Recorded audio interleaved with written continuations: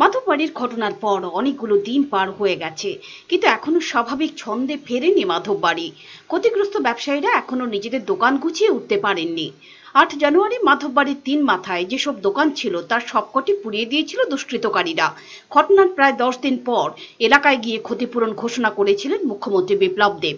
মুখ্যমন্ত্রীর ঘোষণা মতো সরকারি সাহায্য পেয়েছেন ব্যবসায়ীরা, কিন্তু যে পরিমাণ ক্ষতি হয়েছে তাতে সরকারের দেয়া ক্ষতিপূরণ খুবই নগণ্য বলে বক্তব্য ক্ষতিগ্রস্তদের।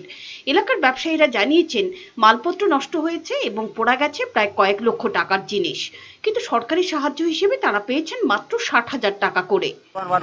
বহু টাকার মাল গেছে, ফ্রিজ, টিজ, গ্যাসের সিলিন্ডার, মালপত্র, চেয়ার, টেবিল যত আছে সবকিছু।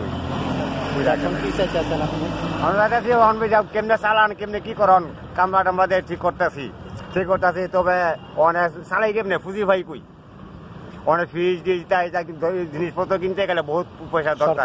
টোটাল ৬০,০০০, প্রথম ১০,০০০, পরে ৫০,০০০, ৬০,০০০। তো সেদিন তো আপনার স্ট্রাইক আসলো, স্ট্রাইকের মধ্যে সব লোক এই মেইন রোডের মধ্যে আয়া হচ্ছে আর কি। আবার পরে আমরা তো দোকান বদ্ধ করে লেছি, বদ্ধ করে একটু দূরে গেছি, দূরে যাওয়ার এরপরে আয়া দেখলাম আমরা গর্ত করে লাগলো। মিষ্টির দোকান আসলো, মিনিমাম ধরেন না ৪-৫ তো হইবে। ৪-৫ কি লাখ। ব্যবসায়ীদের এখন মাথায় হাত, কারণ যে সাহায্য সরকার থেকে পেয়েছেন তা দিয়ে নতুন করে ব্যবসা শুরু করা কষ্টকর হবে তাদের কাছে। পিওর রিপোর্ট, চ্যানেল দিনরাত।